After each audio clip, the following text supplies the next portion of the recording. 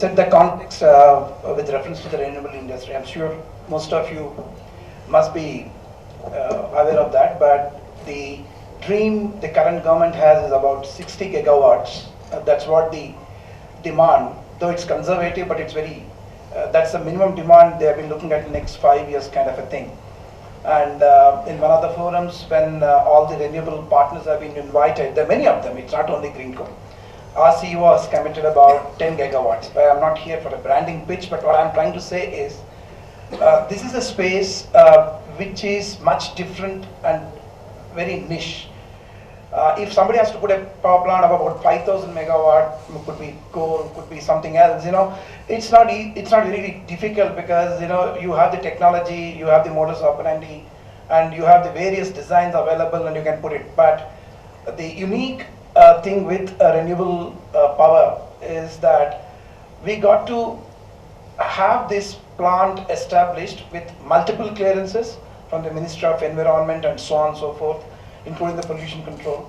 And we got to go to the place where the natural source, we produce power from wind, hydro, that is water, and also we are getting into solar, and also the thermal, which is into biomass, and also gas.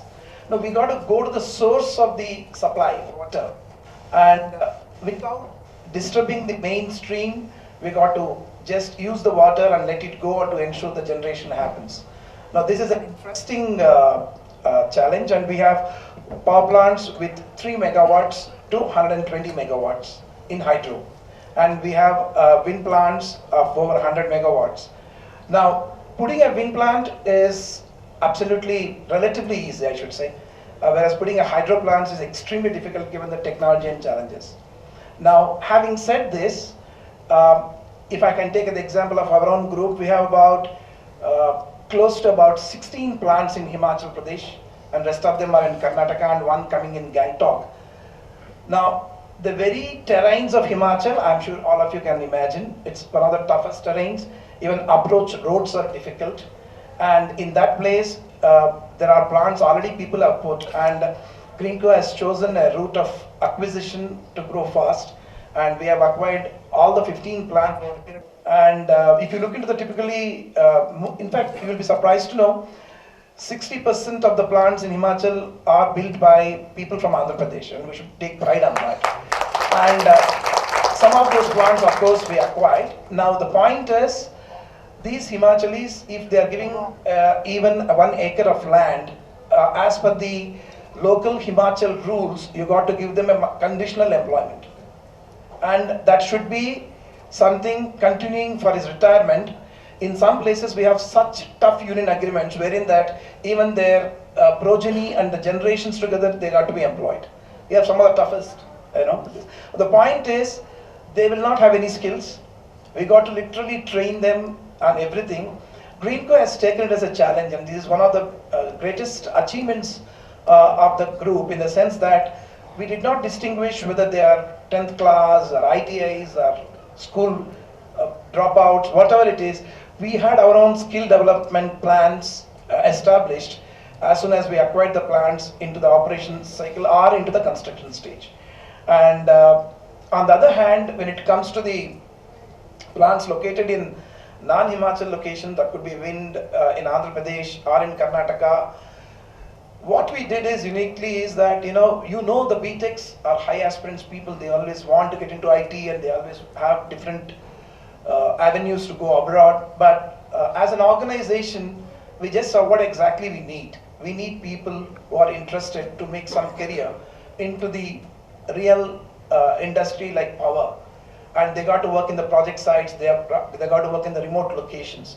So we identified people who have coming from such family backgrounds, could be agricultural families, could be rural backgrounds, and we only recruited either ITI or a diploma or even a BTech who is from a B or a C grade kind of an institute, because we don't want high-tech brainy guys, because we are going to train them on what is required, and the technology is very, very simple and easy to learn and explore. This is one of the models we tried, and last 4 years we have a graduate engineering training program and also a diploma engineering training program and even a dedicated ITI program.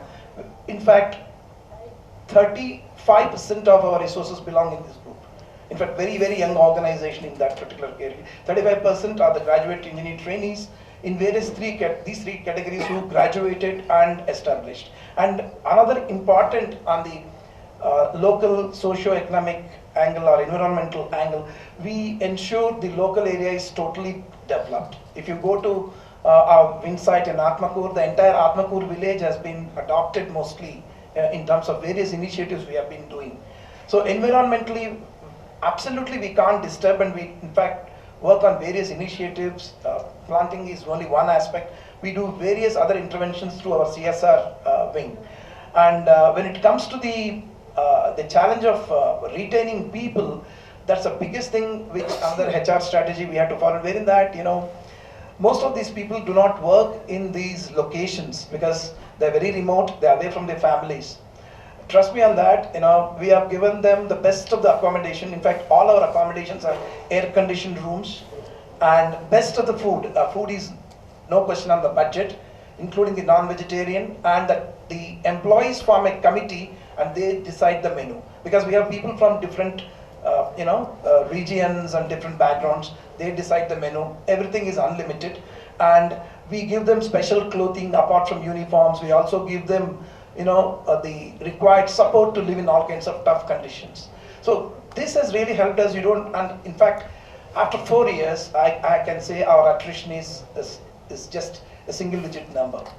And